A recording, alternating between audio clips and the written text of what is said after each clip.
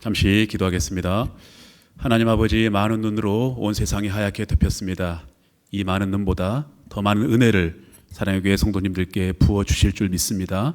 2025년 이제 그 하나님의 은혜의 눈을 받기 위한 순종의 그릇, 기도의 그릇, 헌신의 그릇을 잘 준비할 수 있도록 은혜 베풀어 주시고, 또 오늘 전달되어지는 말씀이 기경하고 우리 마음 가운데 갈증 있는 분들에게 하나님 귀한 하늘의 생명수가 될 수 있도록 은혜 베풀어 주시옵소서. 살아계신 예수님 이름으로 기도드립니다.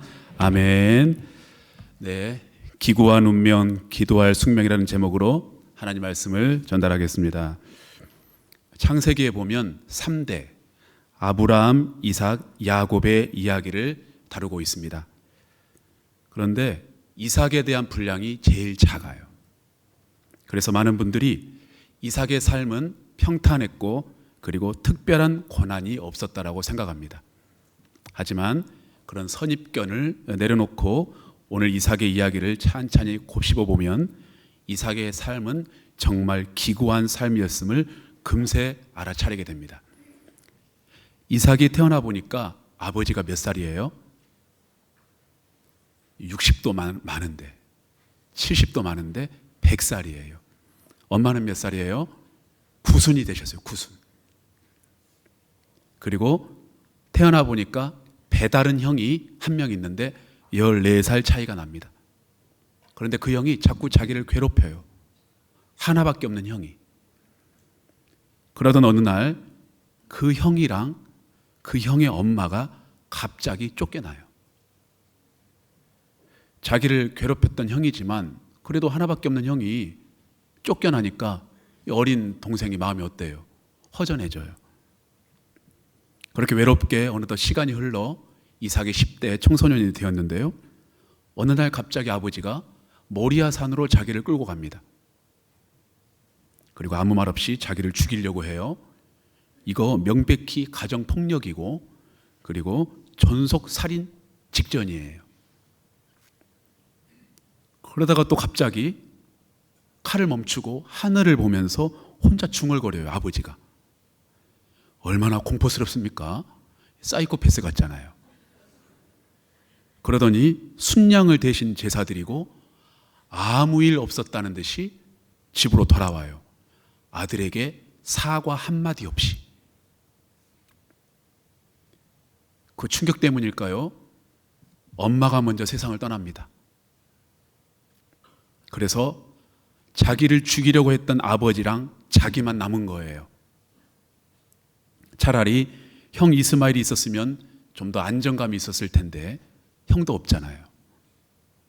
그래서 결혼을 빨리 해야겠다고 다짐했어요. 당시에 아브라함 가문은 헷 족속과 어울려 살았습니다. 헷 족속에 많은 여자들이 있었고요, 그 중에 마음에 드는 여자와 사귀고 결혼하면 됩니다. 그런데 아버지가 똥꼬집을 부립니다. 절대 안 돼. 믿는 여자랑 결혼해야 돼. 헷 족속 여자는 안 돼. 언약 백성하고 결혼해야 돼. 그래서 40살이 될 때까지 결혼을 못합니다. 아니, 아버지 본인은 언약 백성이 아닌 여자 하갈이랑 동침하고, 또 어머니가 돌아가신 이후에 세 번째 마누라 구드라, 이방 여인 구드라랑 결혼했으면서 아들한테는 믿는 여자랑 결혼하래요. 이거 내로남불 아니겠습니까? 아버지는 안 믿는 여자랑 결혼하고 아들은 믿는 여자랑 결혼하라고 40살 때까지 결혼을 반대해요. 자녀들, 특별히 아들들이 이런 아버지의 모습에 분노하는 거예요. 사랑의 교회 아버지들은 안 그렇죠? 아빠는 그렇게 안 하면서 아들한테는 그렇게 하면 안 된다고 이야기해요. 이게 아들들에게 또 딸들에게 깊은 마음의 상처고 쓴뿌리가 되는 겁니다.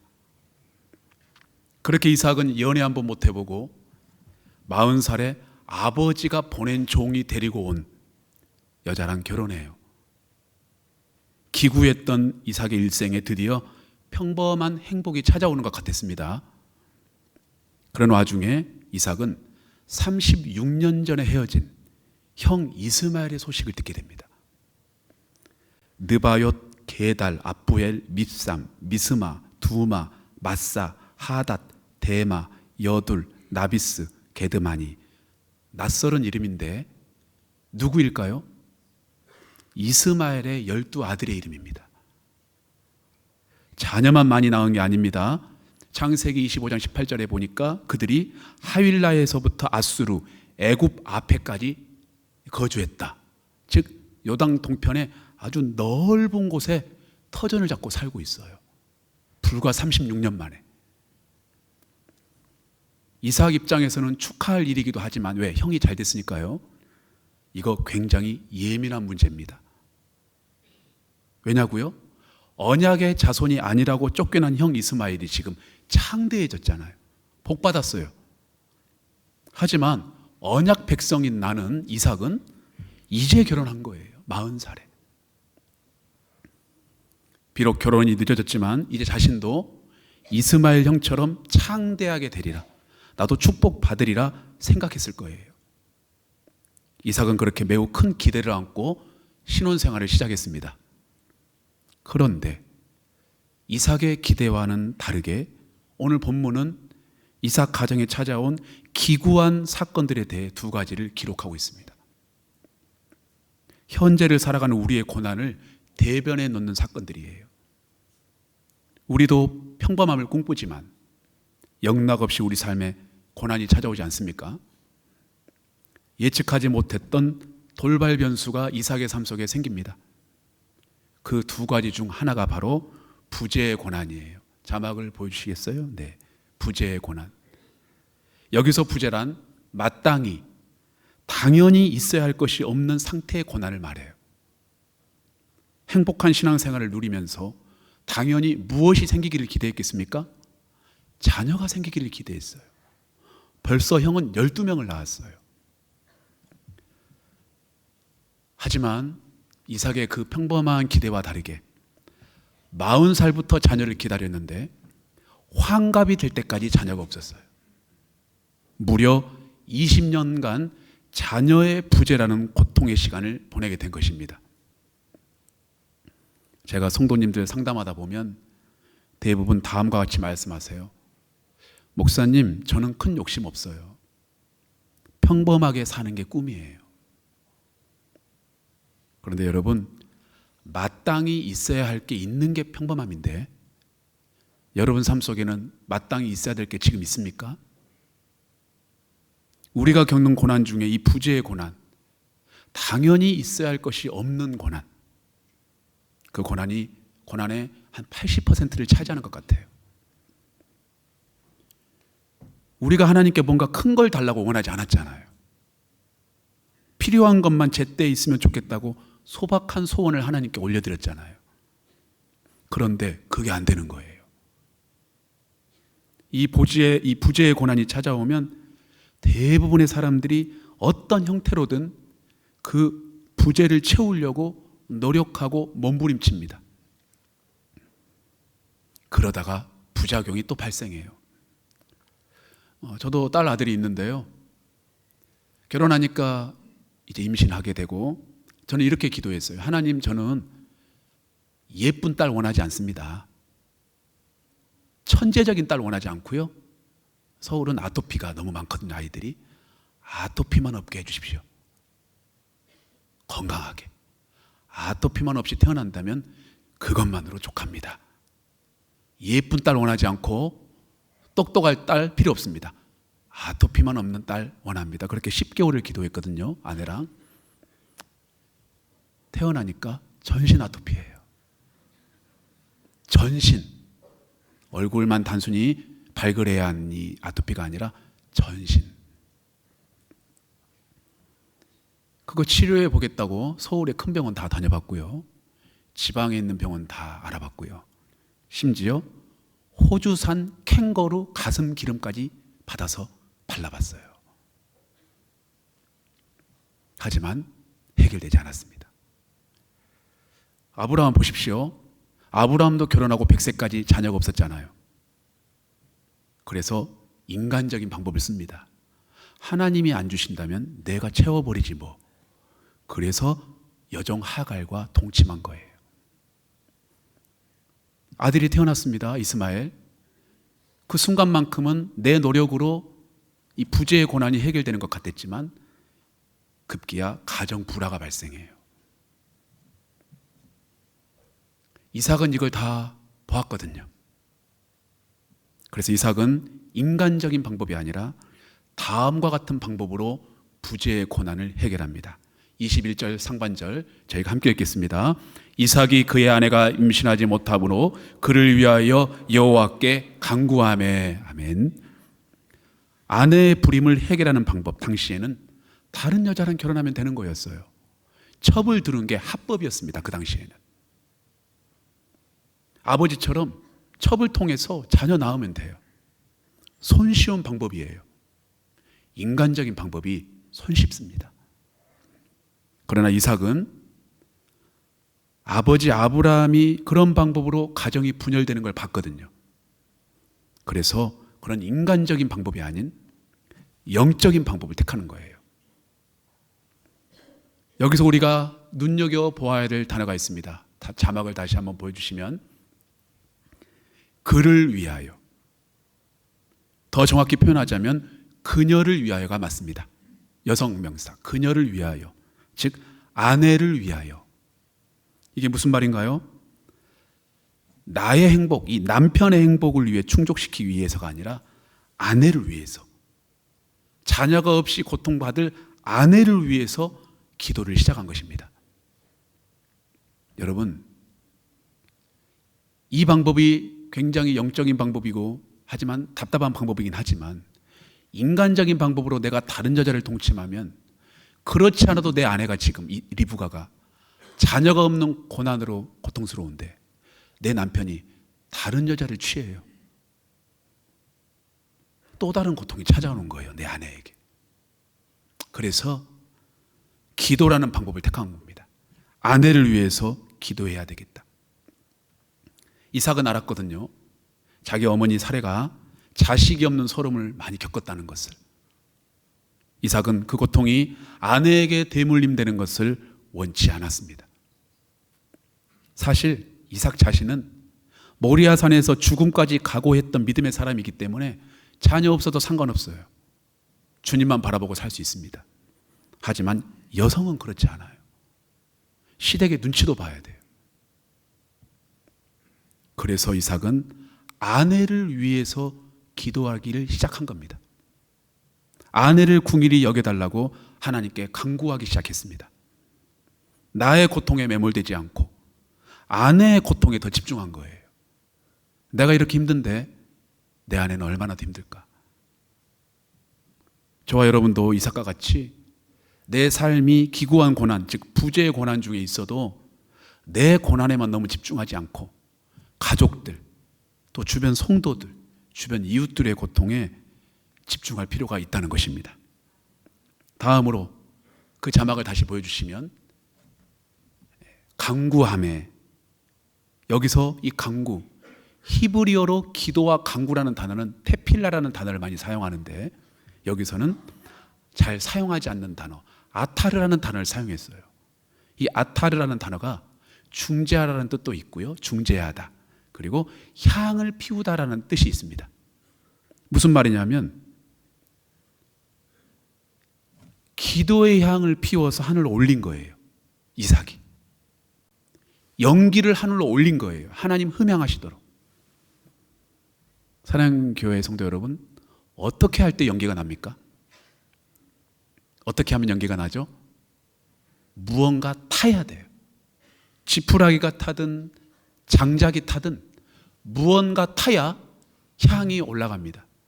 구약시대 대부분의 제사가 재물이 타서 연기가 올라가는 겁니다. 그걸 하나님이 흠양하시는 거죠.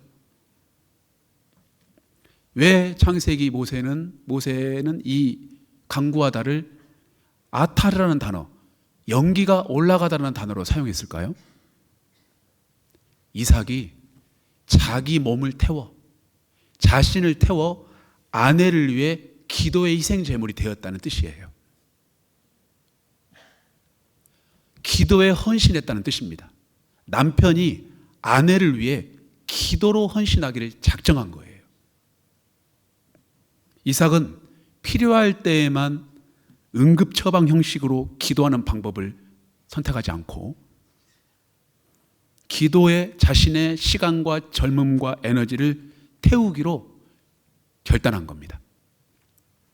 기도에 힘쓴 자, 기도 중심적 삶을 살기로 다짐한 거예요. 여러분, 기도를 선택하는 것과 기도로 사는 건 다른 겁니다. 우리가 기도를 선택하는 삶을 살게 되면 더우니까 기도 안 하게 되고, 추우니까 기도 안 하게 되고, 컨디션이 안 좋으니까 기도 안 하게 되고, 기도가 안 나오니까 기도 안 하게 되고, 기도할 상황이 아니니까 기도를 안 하게 돼요. 그러면 기도를 선택의 영역으로 생각한다면 저희는 평생 기도할 시간 없습니다. 기도는 선택 아닌 게 아니라 기도로 사는 거예요. 기도 중심적으로 살아야 돼요. 그래야 기도가 안 나와도 기도하고, 추워도 기도하고, 억울해도 기도하고, 심지어 기도할 제목이 없어도 기도를 하게 되는 것입니다. 그렇게 이삭은 아내를 위해서 자신의 몸을 태우면서 기도하기 시작했어요. 얼마나 기도했을까요? 아이 달라고. 무려 20년 기도했습니다.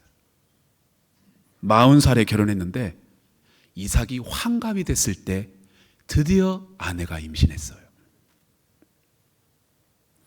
이 부분을 다음과 같이 자막으로 정리할 수 있겠네요.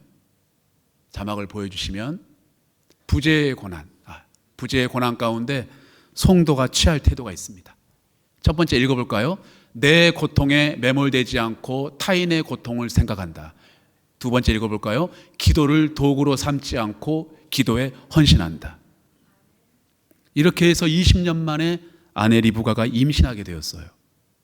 얼마나 기쁩니까? 얼마나 행복해요. 20년 만에 찾아온 행복인데 행복이 더블입니다. 왜냐고요? 쌍둥이가 뱃속에 있는 거예요. 이제 태교 잘해서 출산만 하면 됩니다. 그런데 또 다른 고난이 찾아와요.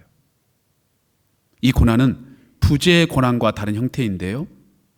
어떤 고난이냐면 창세기 22절에 보니까 태 속에서 서로 싸우는지라, 쌍둥이들이 뱃속에서 서로 싸우는 거예요. 우리들은 이 구절을 굉장히 소극적이고 그리고 소프트하게 묵상해요. 태동이 심했나 보다, 발길질이 심했나 보다. 하지만 여기서 싸우다라는 단어가 히브리어 라차츠인데 산산조각 내다라는 의미를 쓰일 때만 쓰이는 거예요. 똑같은 단어가 사사기 9장에서 기록되어 있는데요. 한 여인이 아비멜렉의 두개골을 깨트리다 할 때 쓴 단어예요. 산산조각 내다. 즉 심한 태동, 잦은 발길질 정도가 아니라 이러다 유산되겠구나. 그리고 너무 산산조각 낼 만큼 서로 싸우다 보니 산모의 생명까지 위험한 지경에 이르게 된 거예요. 그래서 리브가는 22절에서 이렇게 고백해요. 내가 어찌할꼬. 임신 때문에 기뻐해야 되는데 내가 어찌할꼬. 저희가 가지고 있는 개역 개정 성경에는 내가 어찌할꼬라고 이 차분한 어투로 기록이 되어 있는데 다른 성경 번역본에는 더 실감나게 이와 같이 번역이 되어 있습니다. 자막을 보여주시겠어요?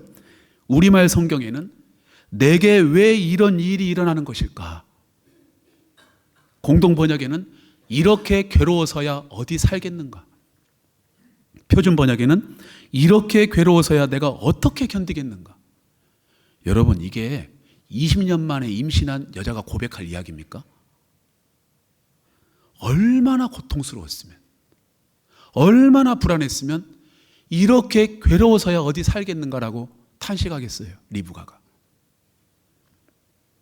이처럼 이해할 수 없는, 해석되지 않는 고통스러운 일이 내 삶에 찾아오는 거예요. 저는 이걸 난제의 고난이라고 표현하고 싶어요.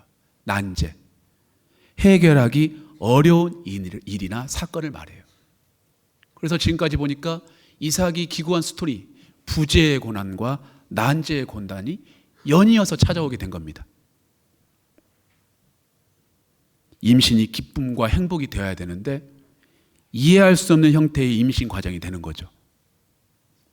어떤 학자는 이 태동이 산모인 리브가에게 치명적인 신체적 고통이 되었으며 동시에 이러다가 유산이 되겠구나 하는 정신적 고통까지 동반한 고통이라고 해석하고 있어요.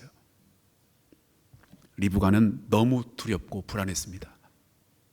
20년 만에 얻게 된 임신인데 유산 직전이에요. 배가 너무 아파요. 어떤 증상인지 어떤 현상인지 도무지 해석이 안 돼요. 시어머니는 돌아가셨고 친정어머니는 너무 멀리 살아요.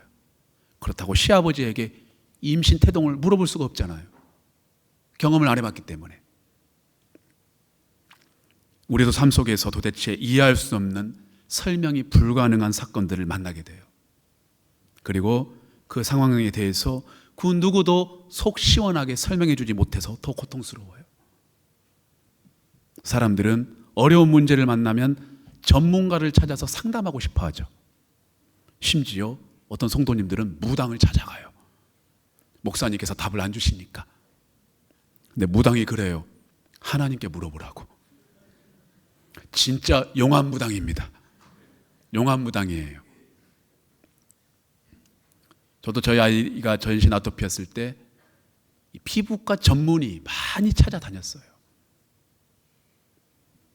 궁극적인 방법은 하나님께 묻고 엎드렸을 때 그 주신 지혜를 가지고 치료해서 지금은 깨끗이 나았어요.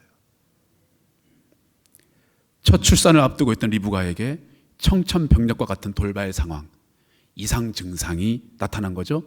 그때 리브가가 어떤 행동을 취하냐면 가서 여호와께 묻자온대. 여호와께 묻기 시작했어요. 친정어머니가 아닌 여호와께 묻기 시작했어요.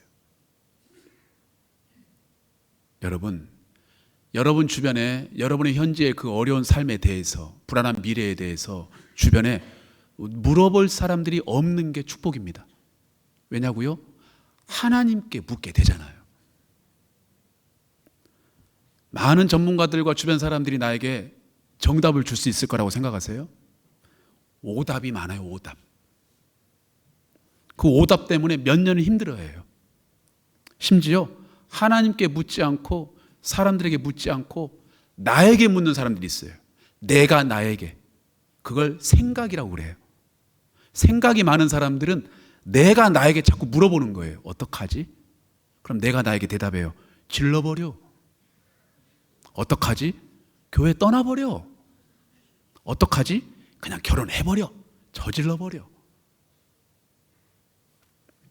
여러분, 내가 나에게 주는 대답이 거의 전부 다 오답입니다. 정확하지 못해요. 그래서 내가 나에게 준 답 때문에 거기에 투자했다가 망하는 경우도 있고, 내가 나에게 준 대답 때문에 그 사람 만나서 그 사람 때문에 고통당하고, 하나님만이 정답을 주실 수 있고 정답대로 살아야 그 순간은 답답하다 할지라도 결국 행복해지는 것입니다. 그래서 정답 중에 정답이 예수 그리스도예요. 예수님 때문에 행복해지는 겁니다. 그리고 우리 하나님께서는 예수 그리스도 외에 우리 삶 속에 시마다 때마다 벌어지는 이 난제에 대해서 정확한 정답을 이미 다 갖고 계세요. 그러므로 여러분 삶 속에 찾아온 궁금한 이 상황, 그 누구도 해석할 수 없는 이 상황, 나조차도 나의 문제를 해석할 수 없을 때 하나님께 무릎 꿇고 물어봐야 됩니다. 그렇게 리브가는 여호와께 묻기 시작했어요. 그런데 이 물었다는 게 히브리어로 다라시인데 꼬치꼬치 공부하듯이 캐 묻는다는 뜻이에요. 가볍게 몇 번만 물어본 게 아니에요. 하나님 이게 뭐예요? 아, 대답 안 하실 거예요? 그러면 이제 안 물어볼게요. 이런 묻음이 아니고 꼬치꼬치 정답을 얻을 때까지 끈질기게 물어봤다는 거예요. 이 고통스러운 임신을 유지하면서. 그렇게 리브가가 하나님께 이 현상에 대해서 물었을 때 하나님께서는 그 현상의 본질, 숨겨져 있는 영적 의미를 풀어 헤쳐 주십니다. 그 핵심이 큰 자가 어린 자를 섬기리라. 둘째가 장자의 고난을 가져간다는 의미인데, 당시만 해도 둘째가 장자권을 누린다는 것은 상식 밖의 일이에요. 그 누구도 생각해내지 못한 해석이에요. 하나님만이 주실 수 있는 정답이에요. 그래서 이 난제의 고난 가운데 리브가의 행동을 통해서 우리가 이 난제의 고난을 어떻게 극복할 것인지 다음과 같이 정리할 수 있겠습니다. 난제의 고난 가운데 성도가 취할 태도, 첫 번째는 함께 읽어볼까요? 이해가 되지 않아도 품고 있는다. 두 번째, 하나님께 끈질기게 묻는다. 여러분, 이해가 되지 않는 고통에서 떠나버리면 안 됩니다. 그 고통을 품고 계셔야 돼요. 우리 부모님들, 여러분 현재 자녀 아들과 딸의 모습이 이해가 됩니까? 늘 게임만 하고 누워있고 돈만 갖다 쓰고 이해가 돼요, 안 돼요? 안 되죠. 그래도 품고 계셔야 돼요. 여성분들, 여러분의 남편이 이해가 되십니까? 신혼 때는 이해가 됐죠. 그 오빠가. 지금은 어때요? 이해가 안 되죠. 이혼해야 됩니까? 일단 품고 계세요. 처갓집 이해가 됩니까? 남자분들, 처갓집 이해가 돼요? 그 처남이 이해가 돼요, 지금? 반대로 시댁이 지금 이해가 됩니까? 시부모님의 그런 태도가 이해가 되세요? 30년째 저러고 계시잖아요. 떠나면 안 되고 품고 계셔야 됩니다. 고통과 고난을 품으면서 하나님께 물어야 돼요. 떠나면서 물으면 하나님이 응답 안 줘요. 왜냐고요? 응답 받아서 뭐 할 텐데. 본인이 그 자리를 떠나버렸잖아요. 많은 성도들이 고통스러운 현장을 막 떠나려고 해요. 나에게 고통 주는 사람과 이별하려고 해요. 아니요. 그 현장을 품으면서, 그 사람을 품으면서 하나님께 물어야 돼요. 왜 이렇게 어려운 사람을, 이해되지 않는 사람을 나에게 맡겨주셨냐고. 왜 이렇게 이해되지 않는 직장을 나에게 주셨냐고. 왜 이렇게 나에게 고통 주는 이해되지 않는 주일학교 학생을 나에게 맡겼냐고. 그렇게 물을 때 하나님께서 크고 은밀한 일을 여러분에게 알려주십니다.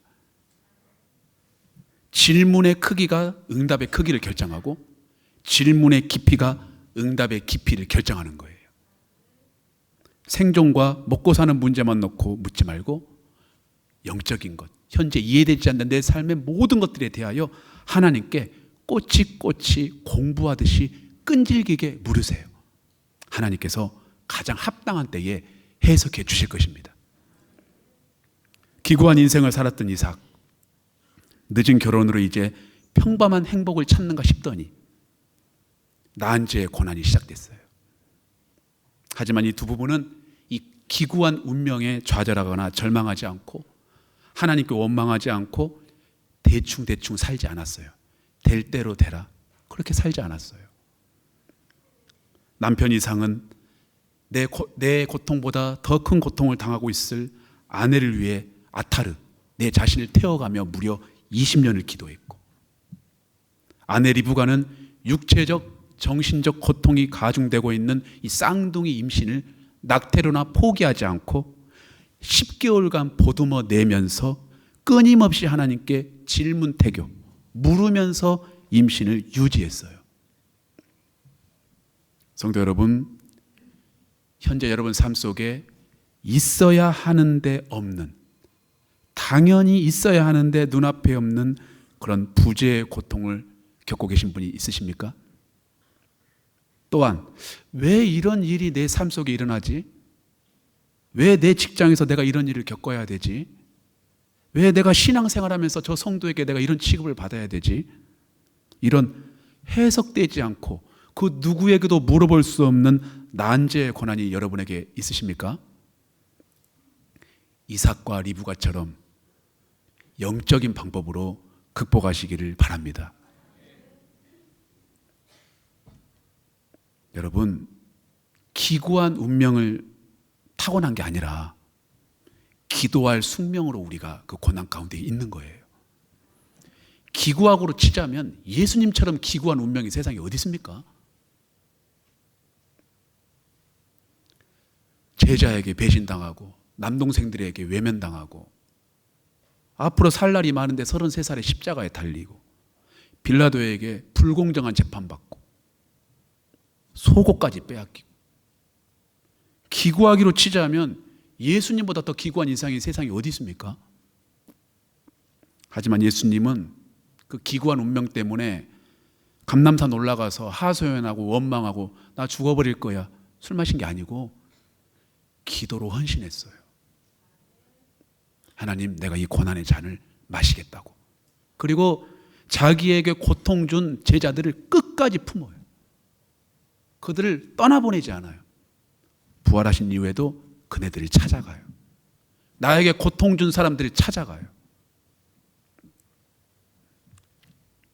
2025년 우리 전주 사랑의 교회 성도님들 삶 속에 형통하고 행복한 일만 있으리라고 장담할 수 있겠습니까? 거룩하게 살고 순종하며 살면 고난이 안 찾아옵니까? 그렇지 않더라고요. 복불복 같아요. 불신자들에게 없는 고난이 나에게 막 찾아오기도 해요.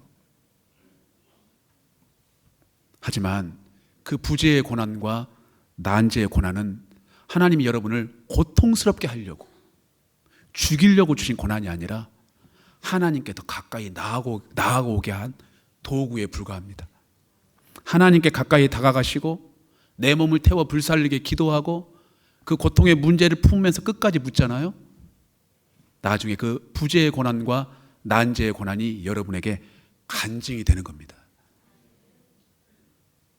그 부재의 고난이, 그 난제의 고난이 작년보다 올해 더 커졌습니까? 지금 하나님이 일부러 그렇게 하시는 거예요. 이유는 많은 사람 알게 하려고. 나는 부끄러운데? 아니, 많은 사람 알려서 이걸 하나님이 회복시키셔가지고 광고하려고. 광고. 이자가 이렇게 부재의 고난과 난제의 고난으로 내 아들과 내 딸이 이렇게 힘들었는데 나에게 기도하고 물음으로 말미암아 올해 다 해결됐다. 하나님이 여러분들을 전주에서 광고로 사용하시려고, 살아있는 간증의 주인공으로 사용하시려고 이 부재의 고난과 난제의 고난을 하나님도 가슴 아프지만 지금 여러분 삶 속에 두신 겁니다. 아브라함처럼 인위적인 방법이 아니라 이삭처럼 영적인 방법으로 우리 사랑의 교회 성도님들이 이 두 개의 고난을 해결했으면 좋겠어요. 그렇게 할 때에 우리 뒤에 연수막에 걸려있는 것처럼 행복한 사람, 그리고 그 행복한 사람으로 인하여 여러분 가정과 여러분 일터와 이 전주 지역이 행복한 지역이 될 줄 믿습니다. 제가 간증 하나 하고 마칠게요. 제 주민등록증에 보면 본적이 어디로 되어 있을까요? 본적. 전라북도 정읍 신정리로 되어 있습니다. 외가댁이 전라북도 정읍 북면이었고요. 본가가 전라북도 정읍 신정리, 새안바다라고 물이 계속 나오는. 제가 학창시절마다 광주에서 이 정읍으로 명절에 이렇게 오면 외조모님 그리고 조모님께서 명절이니까 여성들이 주로 일하잖아요. 남성들은 화토 치고 윷놀이하고 개 잡아먹고 여성들은 하루 종일 부뚜막에서 일해요. 그렇게 한두 시까지 우리 할머님들께서 일하셔요. 저는 TV 보고 이렇게 누워서 자고 있고요. 한두 시쯤 주무셨을 거예요. 난 4시쯤 되면 부스럭부스럭 소리가 나요. 외조모님도 그랬고 우리 조모님도 그러셨어요. 두 분 다 권사님이셨거든요. 북면 권사님, 신정리 권사님. 제가 잠결에 물어봐요. 할머니 어디가? 새벽 기도가. 그 치열한 삶을 살면서 여러분 또 그 당시에 여성으로서 한 가정의 시댁에 시집 와서 가정의 일손을 꾸린다는 게 또 자녀들이 얼마나 많습니까? 막 8남매 9남매거든요. 저희가 어머니 아버지가 그 자녀들 뒤치다거리 다 하면서 농사일 하면서 손이 다 갈라져 있고 굽어져 있어요. 그 고난 가운데 새벽마다 하나님 찾으러 가는 거예요. 눈길에도. 구정 명절 같은 경우는 눈이 막 산더미처럼 쌓여 있거든요. 그걸 40분 걸어갔다가 기도하시고 40분 또 걸어오세요. 그런 두 할머님의 기도가 쌓여 있어서 저희 가정이 하나님께 큰 은혜를 입고 여기까지 살아오는 것 같습니다. 그 증인으로 저희 전주에 저희 외삼촌들이 많이 살아계세요. 증인들이세요. 증인. 두 할머님의 하나님께 끊임없는 기도. 제가 보니까 아타르, 자기의 삶을 불살라서 기도한 것 같아요. 그리고 가정에 이해할 수 없는 문제가 있을 때마다 새벽마다 가서 물었어요. 왜 내 아들에게 이런 질병이, 왜 내 딸에게 이런 고통이 있습니까? 하나님 알려주십시오. 그때마다 자녀들을 향한 하나님이 비전과 소명을 알려주시고 그 소명대로 자녀들을 양육하고, 너는 이렇게 해라, 너는 이렇게 해라. 초등학교조차 못 나온 분들이셨지만 영적 권위가 있는 분들로 계속 성장하시더라고요. 오늘 부정한 종 이 자리에 서서 오늘 본문의 말씀으로 여러분들께 감히 하나님 말씀 전한 것은 저는 결코 우연이 아니라고 생각합니다. 부재의 고난과 난제의 고난 가운데 그 누구에게도 말 못하고 고민하고 있는 사랑하는 사랑의 교회 성도 여러분께 하나님께서 이 강단을 통하여 오늘 그 방향성을 알려주신 줄 믿습니다. 이 부재와 난제의 고난 가운데 좌절하지 마시고 2025년 나를 태워가면서 하나님께 기도하고 그 고통의 문제를 품으면서 하나님께 끈질기게 물음으로 말미암아 진정한 육적 영적 행복을 누리시는 귀한 사랑의 교회 성도님들 되시기를 주의 이름으로 축원합니다. 아멘. 오늘 이 찬양을 한번 불러보고 싶었습니다. 이 찬양을 기도하는 마음으로 부르고 함께 기도하겠습니다.